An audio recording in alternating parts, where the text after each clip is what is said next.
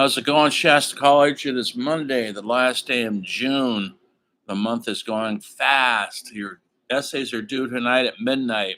Sorry about that mistake on the assignment. Said AM. It was meant to say PM. Hope you got the new message. But some of you got your papers in early, which is good. I'm going to sign another paper tomorrow, so be prepared. This week, we're going to cover theater and how the importance and nature of storytelling. Live theater, storytelling. Who's seen a play lately? Have you ever seen a play? Have you ever performed in a play? Have you ever written a play? Have you ever wanted to go to Ashland and see Shakespeare? It's right up the highway. Shasta College Theater or Axiom Theater or Riverfront Theater. Does it bore you? Does it excite you? All those things. Have you ever read any Shakespeare? Any Shakespeare? Just a little snippet of it. Have you read classics like Arthur Miller, Eugene O'Neill, Tennessee Williams? 20th century playwrights that changed the face of theater. That's all they did. Then the newer playwrights like Sam Shepard and Lanford Wilson and Edward Albee, Susan Laurie Parks. Only one of them is still alive, by the way, Susan Laurie Parks. She's still writing plays and screenplays. Look at the New York Times once in a while. It's online.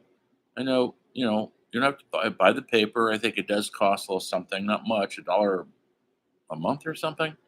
And look at the theater reviews. See what's going on in the theater. Because in the early days of humanity, the Greeks were putting on plays 2,000 years ago, folks. They're called the Greek tragedies. Euripides was writing, and you know these plays without knowing them. I bet you do. You might not know the play, but you know some of the language that came out of those plays, like "Hell Hath No Fury," like "A Woman's Scorn." From Antigone. She's rejected by her husband, and she goes on a killing spree, folks, and it's pretty vicious. She even kills her own kids to get back. And this famous lines. They're called Greek tragedies for a reason. Then there's Oedipus Rex, and you might think you know Oedipus Rex. You maybe heard that term. What does it mean? Oedipus Rex slept with his mother, had sex with his mother. Can you imagine? Well, you have to read the play to find out the truth. First of all, he doesn't know that's his mother. He thinks another person is his mother. And this woman seduces him. He doesn't know that's his mother. And she's pretty good looking and young. Yes, they have sex. And when he finds out that she's his mother, he is so racked with guilt and shame that he blinds himself with knives. And he wanders the land as a blind beggar. And he's the king. So Oedipus Rex ends in tragic for somebody who didn't know he was sleeping with his own mother. The Greeks had tragedy covered long before Shakespeare's time, or before Christ, before everything. They were ahead of the game in their sophistication, and they're putting on theater. As we got into the book, I hope you guys read that first chapter 19. You got through the Martin Luther chapter. It's only a couple pages. Then you got through Shakespeare, because we're going to talk about Shakespeare today, and I'm going to show you a documentary you need to watch. It'll be on modules. You'll see it, kind of like Shakespeare's life. It's kind of a mystery, because this is before we had video cameras or recording devices, and so it's all kind of word of mouth. But he wrote possibly the greatest writer in the history of mankind.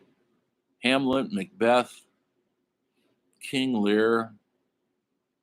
And you probably avoid Shakespeare because you don't understand the poetic language. But once you get into it and understand it, it's as deep as the Pacific Ocean.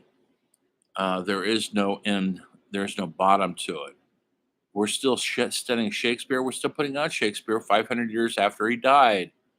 We have festivals up in Ashland and Ontario and England based on only Shakespeare's plays. People never get tired of saying another Othello, another Midsummer's Night's Dream. Um, and the language is so rich that it's seeped into our everyday language. You probably use Shakespearean terms and you're not even aware of it. Um, he created so much common based language that's entered into the vernacular of everyday life, and we incorporate it, and we don't know what play it's from. It's okay. But why don't you do some research and look at it, find out the mystery of that man Shakespeare and where this incredible writing spree came from, credible knowledge. And he was famous in his own time in the 1550s or thereabouts. Um, he was rich in his own time. So he was, unlike a lot of old artists, he was known long before social media. He was all word of mouth and his plays, and people doing readings of his plays, oratory of his plays in the United States, all over Europe in his lifetime.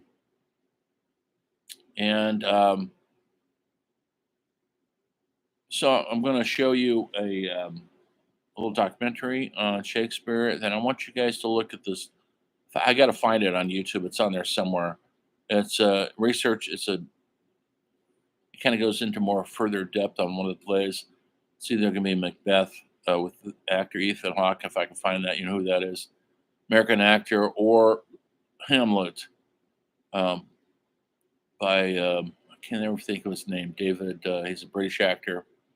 You might recognize him. Anyway, they're going to play the parts in different theaters, and what they do to research, the depth of their research, because they're trying to find out what this language is about, what's really being said. And that's what you do as an actor, a director. And then other playwrights throughout history in Russia, they had many great playwrights. Chekhov was one of them. He wrote The Cherry Orchard and Three Sisters. The entire language of theater can be directly related to Russia because the method acting method, maybe you've heard that term, that maybe you haven't, but people like Marlon Brando and James Dean, Montgomery Clift, and modern actors use it all the time, was created and devised by a Russian, Stanislavski, and his his process is still being taught in all the major acting studios in the world. Russia has a huge theatrical. This is before communism took over and kind of squashed a lot of the arts. This is when the Tsar was there. He had more of a freedom of the arts, and so they flourished. And they went out into the world, not just in Russia. Um, in our country, we have playwrights like Eugene O'Neill, who were writing in the earliest part of the 20th century. He wrote some of the greatest realistic plays of our times, like Iceman Cometh, A Long Day's Journey to Night, Desire in Elms. They're like reading novels. They're so deep and rich. And yes, they take a long time to perform. To do Iceman Cometh from beginning to end takes about 5 hours. This is when people had attention spans, not like we are now, Twitter and Instagram and TikTok, where we only can look at something for seconds. In those days, they could sit, have a dinner, have a drink, and really watch humanity's story unfold on the stage. And it was magical with lighting and costumes and music. It made for a magical night of entertainment long before we had radio or TV or phonograph or records or anything like that. You had to go to the theater, and people did. And it wasn't available to everybody, but even in the early 20th century, not 20th century, but the 19th century in this country, there was theater going on, but they had traveling theater groups travel throughout the American West during the Civil War. Some famous actors came out of there. Maybe you've heard of Edmund Booth. Well, you've heard of his brother, John Wilkes Booth, who assassinated Abraham Lincoln. Edmund Booth his brother was considered one of the greatest actors in the history of acting in those days. And John Wilkes Booth was an actor himself. He was rejected a lot, so he was upset and angry and got his 15 minutes of fame by assassinating the president. And he was killed shortly thereafter himself. So we've been fascinated with actors and theater and performances because they're telling our story. They're up there on the stage telling our story. And that's the beautiful thing about storytelling. We all have the stories. We all live life. We all have similar experiences, but we don't have the same. Everybody has a different outlook on the experience they go through. That's why when I do teach creative writing and playwriting, when I tell my students, you have a voice, you have a story that hasn't been told. Yes, we all can relate to it, and maybe there's been other plays that are similar, but never going to be in your voice because we all have our own separate voices. Theater is really hugely important. I'm going to post a documentary. It's kind of a funny, it's only 10 minutes long, exercise on what is theater, how do you define it, and this little clip, it's out there. I'll post it later tonight or tomorrow. You'll see it this week at least on modules. I'll announce it. It's a humorous look at what is theater, why is it important, and why are we so fascinated by it. Now, it has obviously transferred over into television and movies. Now it's Instagram and TikTok and YouTube, but all originated with the written word and a playwright. And I'm going to cover some important playwrights like Shakespeare, like Arthur Miller, like Sam Shepard, my hero, and the reason why I became a playwright, because of Sam Shepard, who was an actor. You might know him as an actor, but he wrote some of the greatest postmodern 20th century plays ever, like True West and Curse of the Starving Class and Buried Child. Died very tragically at the age of 73 of Lou Gehrig's disease. Not much older than me, folks. I look pretty good right? Say it. I know you're thinking it. Anyway, so this week, we're going to take a deep dive into theater and what makes us tick and why it's important and why it matters. Humans matter. This is the humanities class, and this is one of the reasons why we are elevated from other mammals in the ocean and the woods because of theater and the art we're going to be talking about in this class. Look for the next assignment tomorrow. Get your papers in. I will see you soon.